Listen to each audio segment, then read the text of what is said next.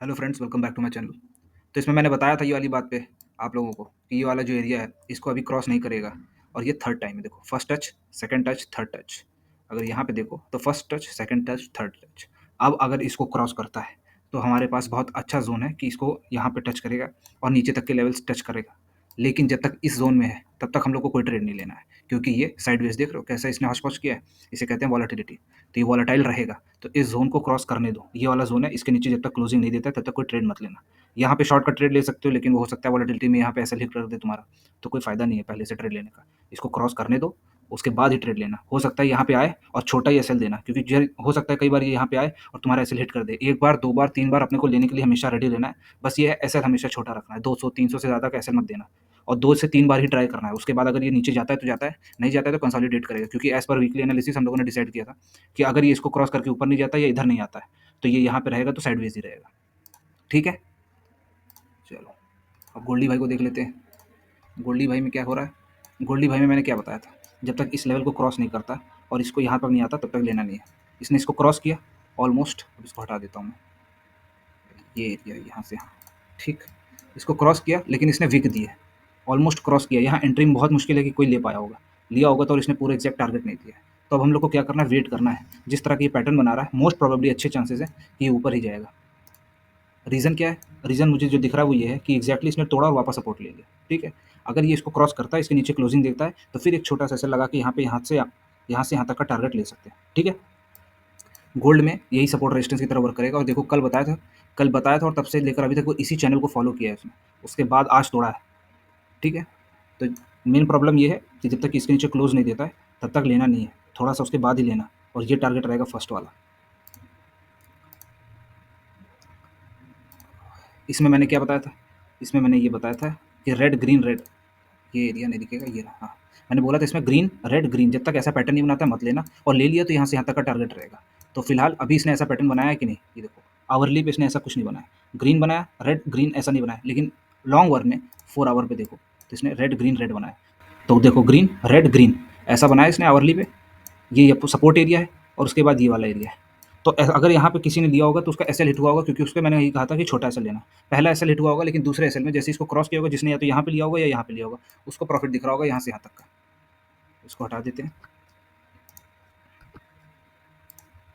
ठीक, यहाँ से यहाँ तक का ये टारगेट है, मैंने पहले भी बताया था। अब जब तक इस टारगेट को पूरा नहीं करता है तब तक इसमें बैठे रहना और ट्रेल करते रहना। अब नेक्स्ट एसएल अपना यहीं पे होना चाहिए, ट्रेल एसएल, जिन लोगों ने यहाँ पे लिया है। ठीक है, बाकी किसी को छोटे मोटे ट्रेड लेना हो तो स्कैल्प करने के लिए मैं इसमें सपोर्ट रेजिस्टेंस बना देता हूँ। ठीक है, ये नया सपोर्ट रेजिस्टेंस है, ये सपोर्ट है, इसके ऊपर है। कोशिश करना अगर इधर कहीं ट्रेड मिलता है और जब तक कोई अच्छा पैटर्न नहीं बनाता तब तक रुके रहना। डब्ल्यू पैटर्न बनाए या थोड़ा सा ऐसा पैटर्न बनाए रेड ग्रीन वाला, इसके ऊपर आए, मतलब इस कैंडल को पूरा खा जाए उस पूरे मूव को, तब लेना है यहाँ पे।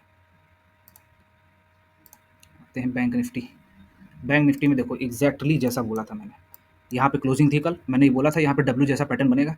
डब्ल्यू जैसा एग्जैक्ट पैटर्न नहीं बना, इसने मॉर्निंग खुलते ही यहाँ पे टारगेट दे दिया और एग्जैक्ट वहीं से रेजिस्टेंस लिया। मैंने कहा था या तो यहाँ से रेजिस्टेंस लेगा या यहाँ से रेजिस्टेंस लेगा। दोनों ही केसेस में जब तक इसके नीचे आता है फिर यहाँ से यहाँ तक का टारगेट भी ले सकते हैं। तो ये ऊपर भी गया, ठीक, और ये नीचे भी आया। अब क्या करना है, अब नए सपोर्ट रेजिस्टेंसेस बना लेते हैं। अच्छा, अब इस एरिया को क्रॉस किया तो मैंने नेक्स्ट बताया था अगर इसको क्रॉस करता है, इसके नीचे जाता है तो ये टारगेट रहेगा। एग्जैक्ट वहाँ से सपोर्ट लिया, फिर रेजिस्टेंस लिया, फिर सपोर्ट लिया।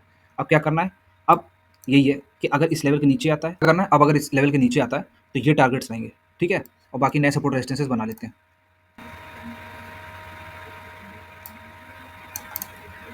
ठीक, तो अब नए सपोर्ट रेजिस्टेंसेस बन गए। ये एरिया रेजिस्टेंस की तरह काम करेगा, यहाँ से भी रेजिस्टेंस ले सकता है, यहाँ से, दोनों में से ये पूरा जोन है। इस जोन में कोई ट्रेड मत करना। इसके ऊपर जाता है तो यहाँ से यहाँ तक का टारगेट है, इसके नीचे रहता है तो यहाँ से यहाँ तक का टारगेट है, और कल अगर इसके नीचे आता है तो यहाँ से यहाँ तक का टारगेट है। मैं इसमें बना देता हूँ ताकि तुम लोग को हमेशा के लिए रेडी रहे पाथ। देखो कल क्या मोस्ट प्रोबेबली हो सकता है, यहाँ से आए और ऐसे कंसोलिडेट करे। ठीक, फर्स्ट सिनेरियो। दूसरा सिनेरियो क्या है? दूसरा ये है, अगर इसको क्रॉस करता है तो ये टारगेट है ऊपर, और अगर इसको क्रॉस करता है तो ये टारगेट है।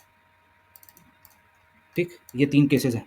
कल अगर ये खुलता है, कल पहले 15-20 1 घंटे के बाद ही देखना क्या करना है।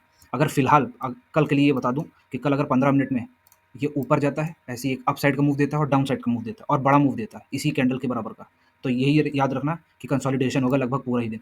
और जब तक इस एरिया के ऊपर नहीं जाता तब तक ये टारगेट नहीं लेना है, और जब तक इसके नीचे नहीं जाता तब तक ये टारगेट नहीं लेना है। जब जाएगा तभी लेना है।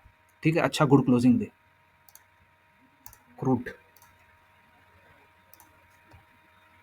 क्रूड में देखो अपने जो लेवल्स मैंने बताए थे कि अगर इसके ऊपर आता है तो ये टारगेट है, इसने एग्जैक्टली अपना टारगेट दे दिया है, पर टारगेट देने से पहले इसने बहुत बड़ा नीचे टच डाउन दिया।